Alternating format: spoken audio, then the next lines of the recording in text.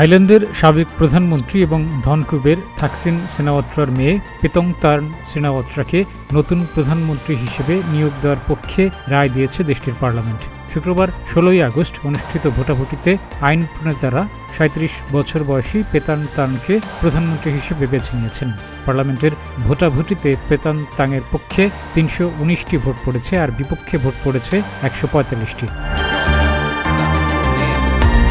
পেতানতাং হবেন থাইল্যান্ডের সবচেয়ে কনিষ্ঠ প্রধানমন্ত্রী। তাছাড়া তিনি হবেন দেশটির দ্বিতীয় নারী প্রধানমন্ত্রী। এর আগে তার ফুফু ইংলাক সিনাওয়াত্রা প্রথম নারী প্রধানমন্ত্রী হিসেবে দায়িত্ব পালন করেন। ১৪ আগস্ট থাইল্যান্ডের প্রধানমন্ত্রী হিসেবে সেত্রা থাবিসিনকে পদচ্যুত করেন দেশটির সাংবিধানিক আদালত। পাশাপাশি তার মন্ত্রিসভা ভেঙে দেওয়ার রায় দেন আদালত। ফেউ থাই পার্টি প্রধানমন্ত্রী পদে নিজেদের প্রার্থী হিসেবে পেতানতাংয়ের নাম ঘোষণা করে।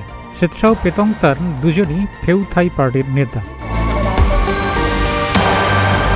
সেত্রার বিরুদ্ধে অভিযোগ ছিল তিনি দুর্নীতির দায়ে দণ্ডিত এক আইনজীবীকে মন্ত্রী নিয়োগ দিয়েছিলেন।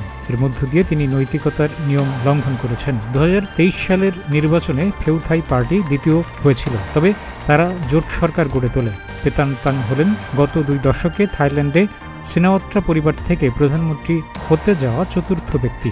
অপর ৩ জনের সবাই সেনা অভ্যুত্থান কিংবা সাংবিধানিক আদালতের রায়ে ক্ষমতাচ্যুত হয়েছেন।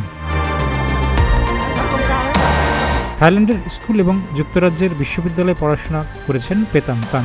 সিনাওয়াত্রা পরিবারের মালিকানাধীন রেন্ডে হোটেল শিল্প গোষ্ঠীতে কয়েক বছর কাজ করেছেন তিনি। তার স্বামী ওই শিল্প গোষ্ঠীর উপপ্রধান বিনিয়োগ কর্মকর্তা হিসেবে নিযুক্ত। পেতংতার্ন ২০২১ সালে ফেউ থাই পার্টিতে যোগ দেন।